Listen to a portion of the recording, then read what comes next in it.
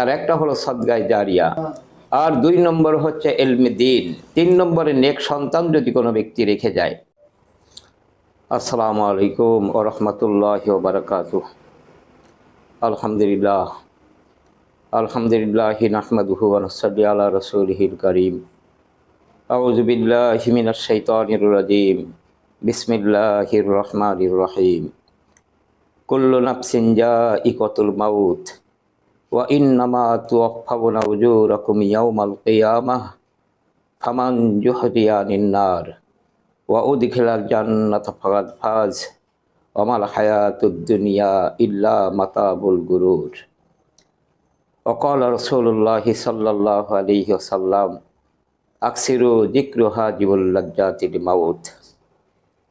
আল্লাহ তাআলার দরবারে লাখ লাখ শুকরিয়া, যিনি আমাদেরকে সুস্থ শরীরে আমাদেরকে দিনী অনুষ্ঠানে বর্মার মতো সুযোগ করে দিয়েছেন।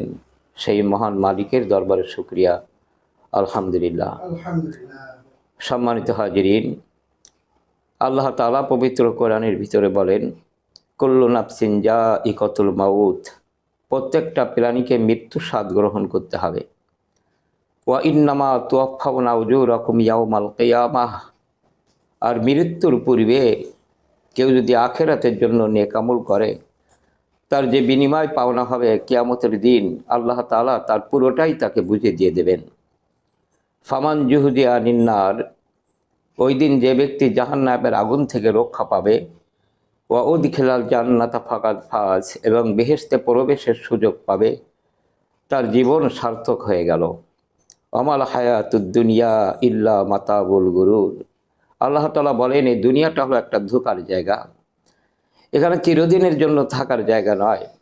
আমরা যখন জন্মগ্রহণ করেছি, আল্লাহ যখন দুনিয়াতে আমাদেরকে পাঠিয়েছেন, আমরা মরতে চাই আর না চাই, মৃত্যু আমাদের কাছে পছন্দ হোক আর না হোক, মৃত্যুবরণ করা লাগবেই।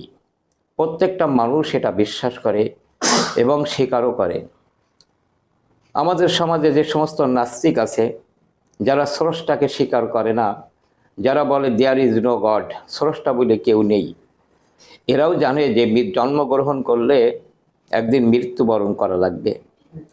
তবে মৃত্যুর পূর্বে আমাদের এমন কিছু কাজ করে যাওয়া দরকার, যে মৃত্যুর পরেও আলেমে বারজাখে থেকে এই ভালো কাজের বিনিময় যেন আমরা সেখানে পেতে পারি। আল্লাহর নবী বলেন, ইজা মাতাল ইনসান, মানুষ যখন মরে যায়, ইনকাতানহু আমালুহু, তার সকল আমলের দরজা বন্ধ হয়ে যায়। একটা মানুষ যখন মৃত্যুবরণ করে, সে আর নামাজও আদায় করে না, সে আর রোজাও রাখে না, সে হজও করে না, জাকাতও আদায় করে না, কোনো নেক আমল তার দ্বারা সম্ভব নয়। তবে নবীজি বলেন যে 3টে কাজ যদি কোনো ব্যক্তি তার জীবদ্দশায় করে, মৃত্যুর পরে কবরে থেকে আলমে বারজাখে থেকে এই ভালো কাজের বিনিময় সে পেতেই থাকে। তার একটা হলো সদগায়ে জারিয়া, জনকল্যাণমূলক কাজ। আপনি একটা মসজিদ করে দিলেন, একটা মাদ্রাসা করে দিলেন, স্কুল কলেজ করে দিলেন, ব্রিজ কালভার্ট করে দিলেন, গাছ লাগিয়ে দিলেন, জনকল্যাণমূলক যে কাজগুলো আপনি করলেন, এই কাজ করে আপনি মৃত্যুবরণ করে কবরে চলে যাবেন। আপনার এই কাজের দ্বারা পৃথিবীবাসী যে উপকৃত হবে, কবরে থেকে থেকে আপনি তার জন্য সওয়াব পেতে থাকবেন। আর 2 নম্বর হচ্ছে ইলমে দ্বীন।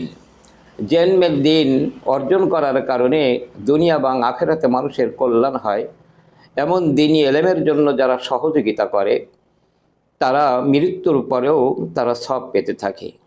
3 নম্বরে নেক সন্তান যদি কোনো ব্যক্তি রেখে যায়, আল্লাহ তাআলা পবিত্র কোরআনের ভিতরে সূরা বানী ইসরাঈল 15 পারার ভিতরে এই আয়াতটি আছে, রব্বির হামহুমা কামা রব্বায়ানি সগীরা।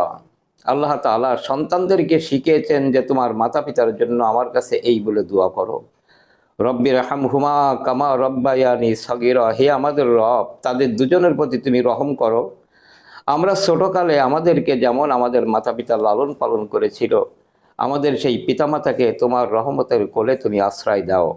এবং সন্তান মাতা পিতার জন্য যখন আল্লাহ তাআলার কাছে দোয়া করে, আল্লাহ তাআলা সন্তানের দোয়া কবুল করে মাতা পিতাকে মাফও করে দেন। এজন্য নেক সন্তান আমাদের তৈরি করে রেখে যাওয়া খুব বুদ্ধিমানের কাজ হবে।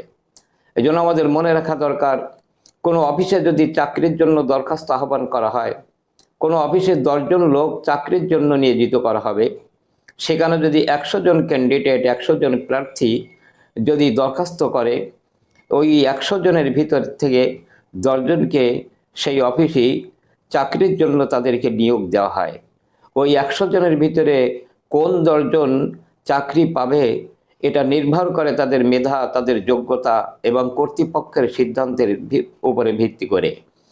কিন্তু যারা ইন্টারভিউ বোর্ডের প্রধান থাকেন, এই ইন্টারভিউ বোর্ডের প্রধান তিনি যদি কোনো প্রার্থীর বাড়িতে যেয়ে পরীক্ষার আগের দিন যদি প্রার্থীকে শিখিয়ে দেন যে আগামীকালকে অফিসে পরীক্ষা হবে, তোমার কাছে এই কথা জিজ্ঞাসা করলে তুমি এই জবাব দেবে, ওই প্রার্থী তখন নিশ্চিত হয়ে যায় যে আমার চাকরি হবেই হবে। যার স্বাক্ষরের মাধ্যমে আমার চাকরি নিশ্চিত, সেই ইন্টারভিউ বোর্ডের প্রধান যখন আমাকে প্রশ্ন শিখিয়ে দিচ্ছেন এ চাকরি আমার হবেই। ঠিক তেমনি আমরা যে দোয়াগুলো করে থাকি, এই দোয়াগুলো কবুলের মালিক হলেন স্বয়ং আল্লাহ। আর পবিত্র কোরআনের ভিতরে এই দোয়াটা শিখিয়ে দিচ্ছেনও আল্লাহ। এর ভিতরে স্পষ্ট ইঙ্গিত আছে যে এই দোয়ার মাধ্যমে আল্লাহ তাআলা সন্তানের দোয়াকে কবুল করে তার মা বাপকে মাফ করে দেবেন। এই জন্য মৃত্যুর পূর্বে এই 3টে কাজ আমাদের করে যাওয়া দরকার। আর শতপরি আমাদেরকে বেশি বেশি করে মৃত্যুর কথাকে স্মরণ করা। নবীজি বলেন, আকসিরু যিকরু হাজিমুল লাজ্জাতিল মাউত, সাত বিনাশকারী মৃত্যুকে তোমরা বেশি বেশি করে স্মরণ করো। জন্মগ্রহণ যখন করেছি তখন পৃথিবী ছেড়ে আমাদেরকে চলে যাওয়া লাগবেই। অর্থাৎ মৃত্যুর পূর্বে এমন কিছু কাজ আমাদের করা দরকার যে কাজের কারণে পরকালে আমরা বিপদ মুক্ত হতে পারি। আল্লাহ পাক আমাদের প্রতি সন্তুষ্ট হবেন, জাহান্নামের কঠিন আযাব থেকে আল্লাহ তাআলা আমাদেরকে রক্ষা করে জান্নাতের মতো সুখের জায়গায় আমাদেরকে স্থান করে দেবেন। তাই আসুন মৃত্যুর পূর্বে আমরা বেশি বেশি নেক আমল করি। আল্লাহ তাআলা আমাদের সকলকে সেই তৌফিক দান করুন। ওমা তৌফিকে ইল্লা বিল্লাহ। আসসালামু আলাইকুম ওয়া রাহমাতুল্লাহ।